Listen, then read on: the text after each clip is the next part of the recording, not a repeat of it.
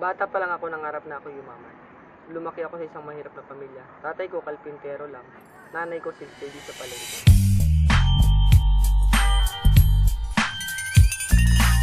Naalala ko noon, grade 6 ako na young age of 12. Nagkaroon ng malubang karamdaman ng tatay ko. So walang choice. Ang ginawa ko, tumulong ako kagad sa kanila. So ginagawa ko, pumupunta ako ng Tuguegarao para at least magbenta ng lighter, bawang sibuyas, tsaka garter. Pag may nakikinikitang maliit na pera, ang ginagawa ko, pinambibili ko ng gamot. So ang masaklap pa noon, December 2000, namatay ang tatay ko. So hindi ko alam kung anong gagawin ko, kung paano kami magtatapos ng pag-aaral ng mga kapatid ko. Pagdating sa high school, sobrang hirap kasi hindi ko alam kung paano ako magpapatuloy ng pag-aaral. So ang ginawa ko, nag-special offer. Nagbebenta ako ng mga balde, langgana. So gumraduate nga ako ng high school, pero pagdating sa kolehiyo talagang hindi ko na kaya, sobrang hirap. Nag-apply ako sa isang department store ng janitor. As a janitor, sobrang hirap kasi nga lahat ng classmate ko nung high school, kinukutya ako sa tuwing makikita nila ako. So sabi ko, okay lang yan, bilog ang mundo, hindi natin alam ang pagbabago ng pagkakataon. After ng contract ko, natanggap naman ako sa isang McDonald's. So naging crew ako ng McDonald's for almost 3 years, and then na-involve ako sa isang fraternity. Sobrang hirap ng mga dinadanas ko laban. Naranasan kong mabato ng bote sa bibig, naranasan ko masuntok ng nakel sa mata. Sa isang linggo siguro 2 beses ako makukulong. It's either sa barangay or di kaya sa PPU. Pero inisip-isip ko, 2 lang ang pwedeng puntahan ng buhay ko nito. It's either makulong ako or mamatay ako.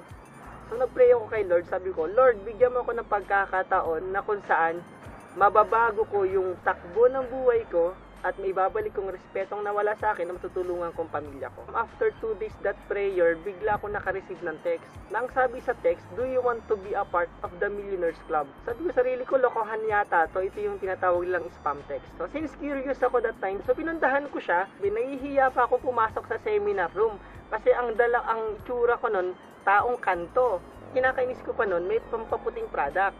Kung titignan mo ang kulay ko, maitim ako, sabi ko, lokohan to ah. Pero sabi ko sa sarili ko, wala naman siguro mawawala since nandito na ako. So pinakinggan ko siya na para yumaman ka daw, kinakailangan mo lang ng mga kaibigan. Sabi ko, kung sa fraternity nga, nakaka-recruit ako, pinapahirapan namin yung tao, pinapaddle namin para lang makasali sa organization namin. Dito pa kaya sa AIM Global na wala ko ibang gagawin ko, di magre-recruit lang din, kakausapin mo, pag nagustuhan, mag-join. Sa fraternity, ang sakit ng palo.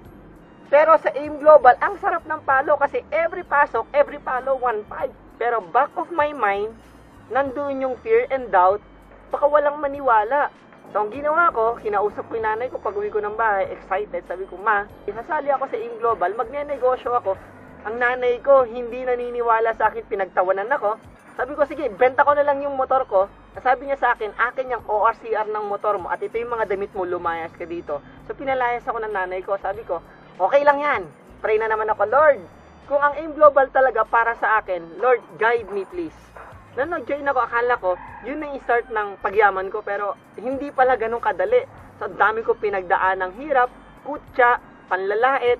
Nasabi sa akin, tignan mo itsura mo, walang maniniwala sa'yo kasi nga dati kang siraulo, dati kang basagulero, tapos nga magpo-promote ka ng pagyaman, walang maniniwala sa'yo. So, nung kumita ako, papayos ko yung bahay. Nung napayos ko yung bahay, mas lalo ko pang ginalingan, mas lalo ko pa sinipagan na sabi ko, Lord, gusto ko magkaroon ng kotse. After 2 years.